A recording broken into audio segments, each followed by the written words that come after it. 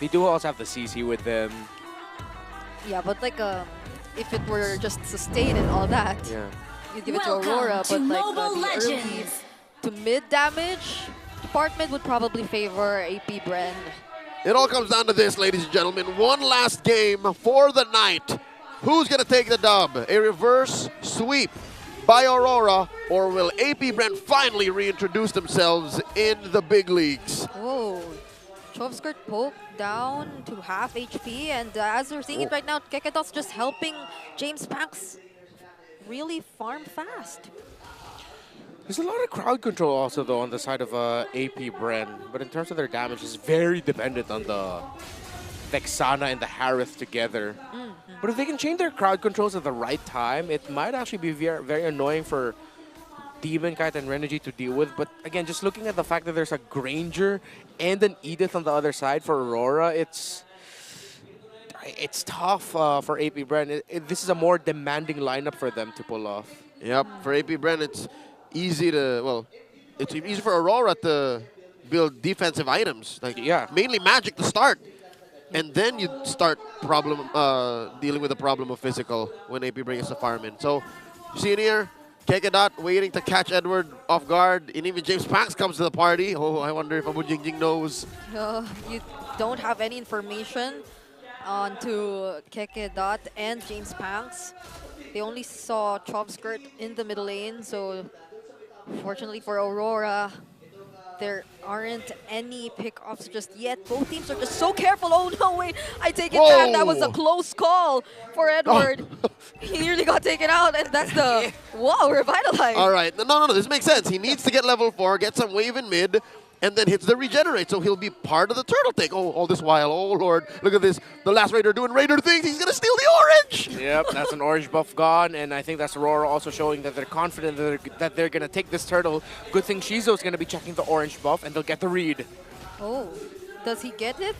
Yeah, I think he did secure, and then the turtle will eventually still go to AP BREN. So yeah, Demon Kite's early rotation and anticipation of the turtle going sideways for them scored them at least something on the map. Yeah, and you see Aurora actually really respecting what we talked about, the sheer crowd control burst damage combo of AP BREN at this point in the game, that they're willing to give up the first turtle even though they have an Edith who was level 4 in time at that scenario. They're playing it safe, and it might be just like in game number 1, waiting for a turtle 2, turtle 3 scenario where they pop off and just take over the game. Yep, they've been doing this for multiple times now. It's just that they're waiting for that turtle wherein they're already equipped to fight back or really commit to an engage against AP BREN. But look at Kekedot so far. He's been very patient. I haven't seen much ejector plays coming in from him just yet. It seems like they don't get to find the right targets. Patience is a virtue for Kekedot. Something to note, folks, in case you're wondering, that is the new MPL skin on Edith. Just came out, so grab it now in case you're wondering, where's this purple skin from? That's what Edward's rocking. About 45 seconds until the turtle spawns. Second one of the game, lower quarter. Demon Kite just farming around. It's happening, Mom, it's happening. It's a Filipino game. No kills just yet. Yeah. Let's see if eventually we'll find K-Dot drop a Grammy Award-winning set and pick-off. But even so, Aurora has the right response again with the Eternal Guard on the hands of Yue. There will always be a counter response to whoever Kekedot can initially burst off. You guys are also going to get knocked up by a Valentina Eternal Guard.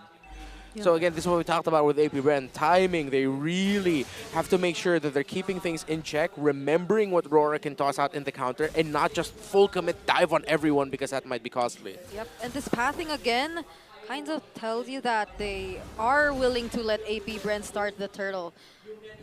Demon Kite has just taken his orange buff, but they nonetheless are positioned. Renegi and Edward, they're here, they're ready. It's looking like a counter take at the flicker by Kekedot. They go for Edward, but there is the AOG from Renegi, and now Kekedot can no longer go back to his teammates. He will be the first to get taken out. Shizu, though, there is the response from him. Using the Salmon Force, but Demon Kite with the free hits, just tossing those bullets, and there might be next the flicker from Yue as well, dodging the curse blast, and they will still be the ones to win the fight.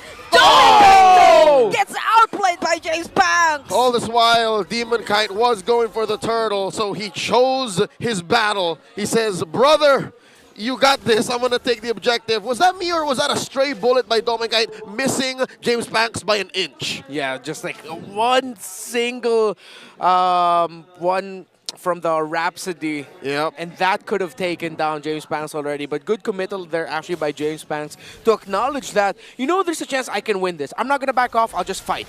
Yep, talk about a dead zone on the Granger. Just like the Sicilian, when you're that close to a long-range hero like this, you usually have them cornered, usually checkmate. So that's that sequence right there. And despite the turnaround by Aurora, small lead, very small win. Oh, Kite, could he be sensing this? Kekedot can actually look for him right here. There goes the Unstoppable Force and the Ejector, but gets taunted by Renegade. Still gets to cast the Ejector, but only towards his teammates. There's the AOG.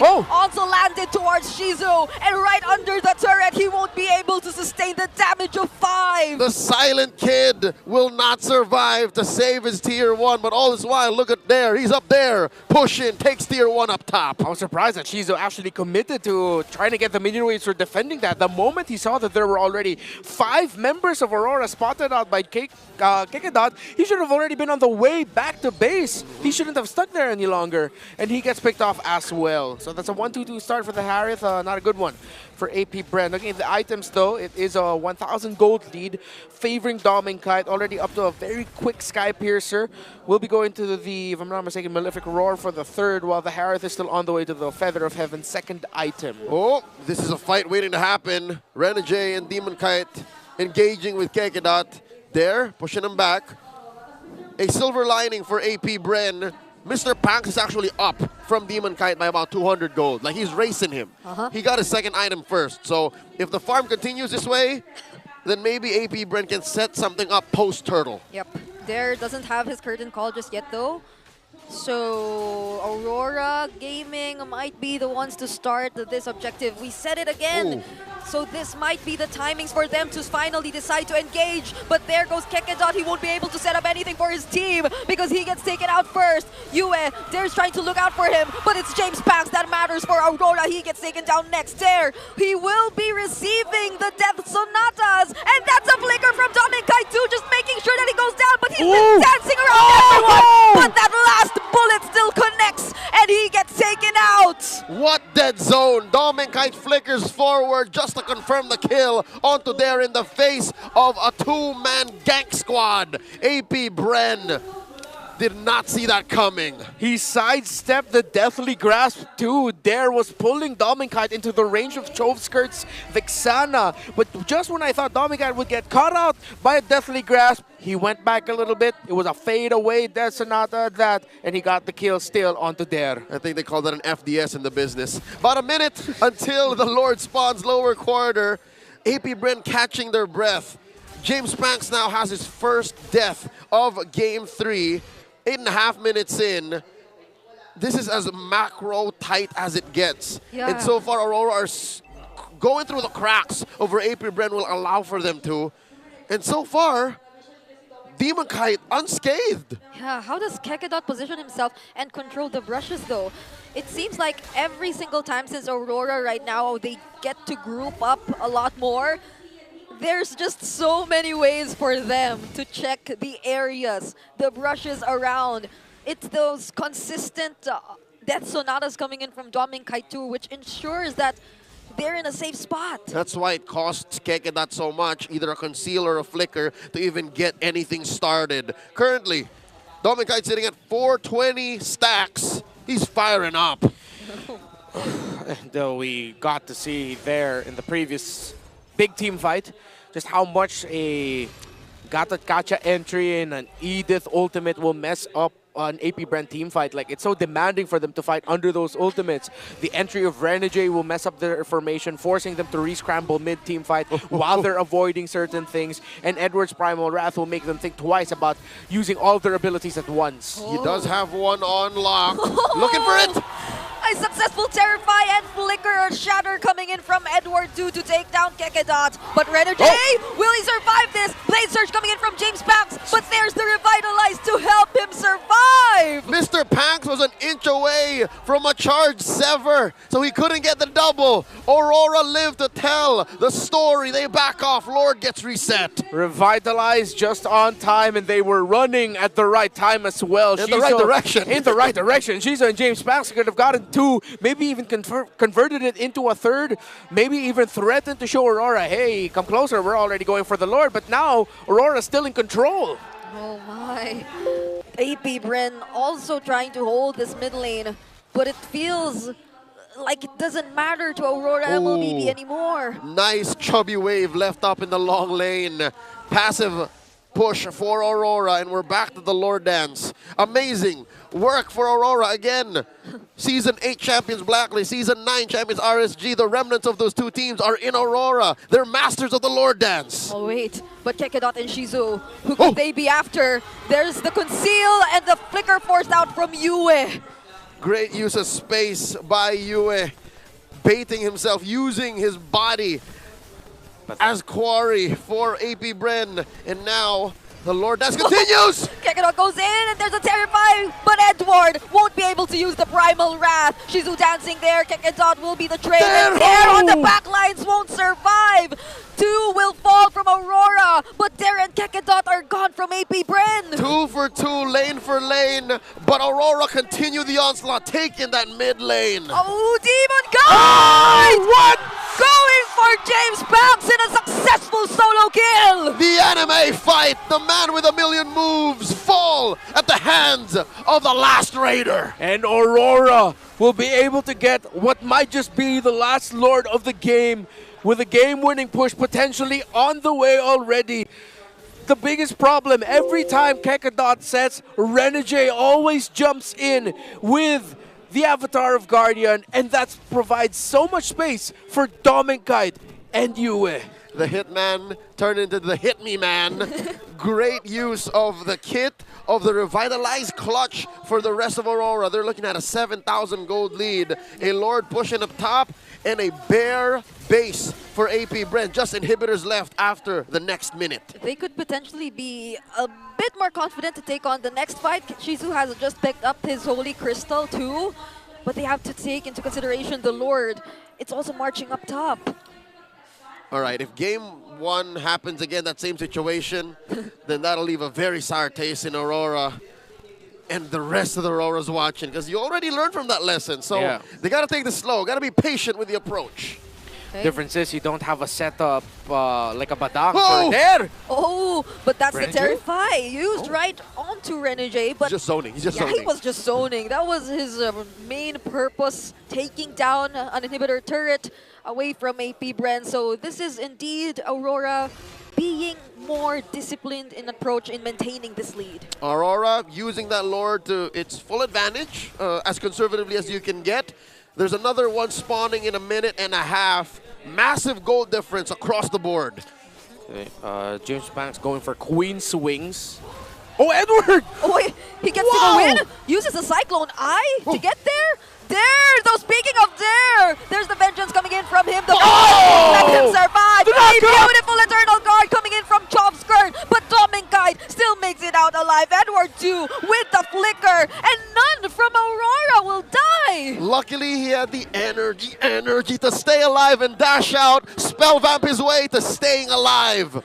Dominkite, with the energy, was able to provide a gap between himself and danger. And now Aurora are knocking on the doors of AP BREN saying, I am the danger.